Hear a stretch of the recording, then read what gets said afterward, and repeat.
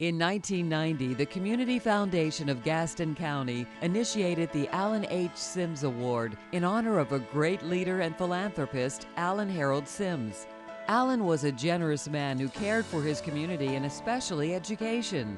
Mr. Sims headed a long list of business-related and local community organizations, but perhaps was best known as a community fundraiser.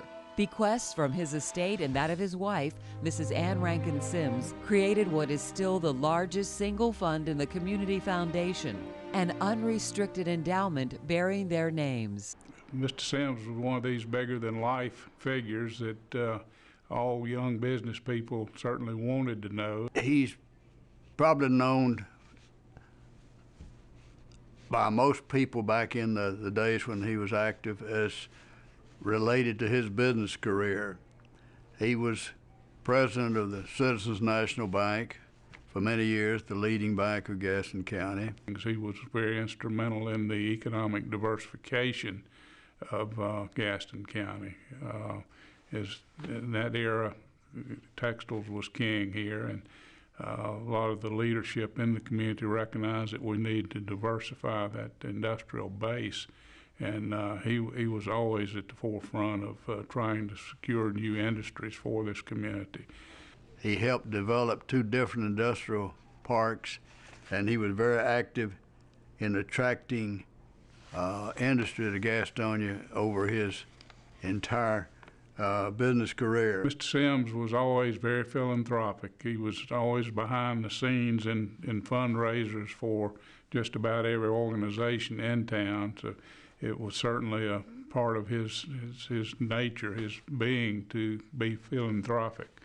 I'll never forget back in the early 80s, he was chairman of the Wicks Corporation here, and they made the decision to merge with Dana Corporation. And I was in his office one day, and he said, "David, do you realize what this merger means?"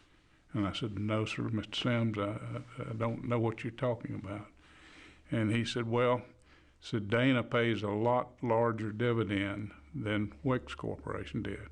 So that means I'm going to have far more money to give away." So that was foremost always in his thinking. I want to tell you about the other side of Allen Sims, and I can call him Allen because after I worked with him about a year, he called me in and says, "Forget this Mr. stuff, I'm Allen from now on." I got a call from Allen one afternoon and asked me if I'd come see him. Well, I was flabbergasted. I didn't think I had a loan in trouble, but I of course went, and we hadn't been there very long, and he said, "I want you to come to work for the bank." I was working for an investment banking firm in Charlotte at the time. We talked a while. I said, "Well, what will I do? What's my purpose here? I don't know a whole lot about commercial banking." He said, "Well, you're coming in to succeed me."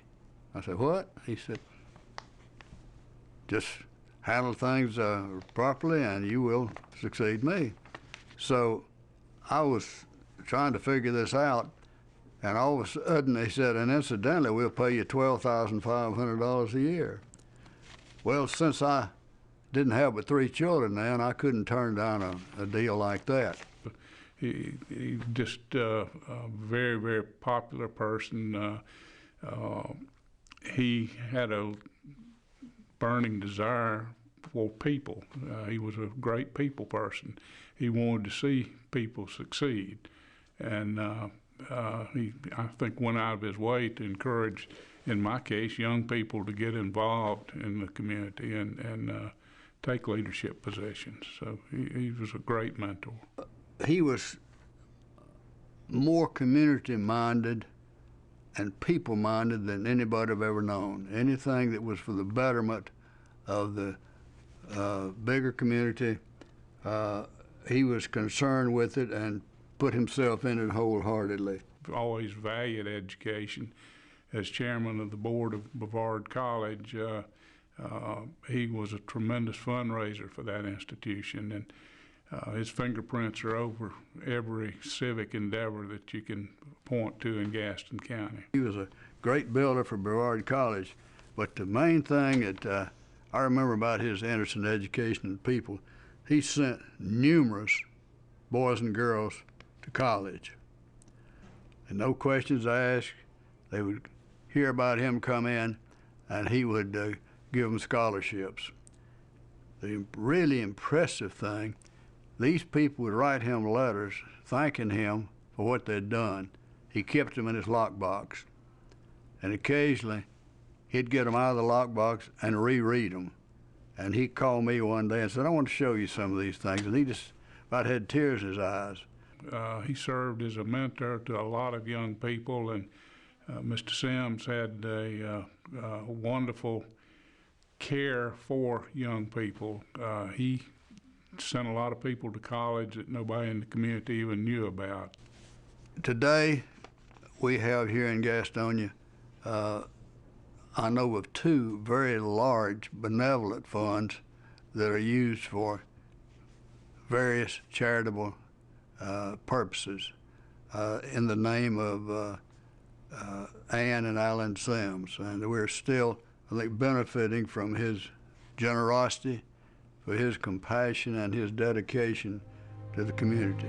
Alan was not just my boss, but he was also my mentor and my friend.